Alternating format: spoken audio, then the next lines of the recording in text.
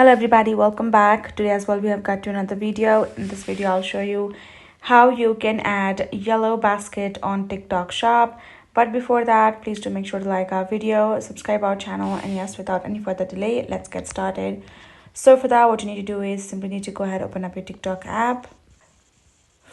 From this section, you're gonna simply go ahead, go to your profile section and from this section you're gonna make sure that you are logged in with your TikTok seller account, which is your TikTok shop account.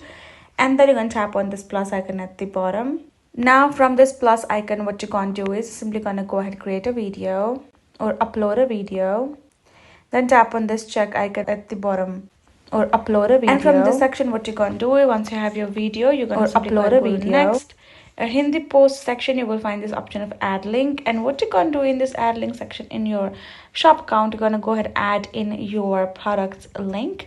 Once you added the products link, you're going to go ahead, post, and then you will find this yellow basket on your TikTok shop like that. That's how you can add yellow basket on TikTok shop videos, and that's how you can do it. So hope this video helped. Thank you so much for watching.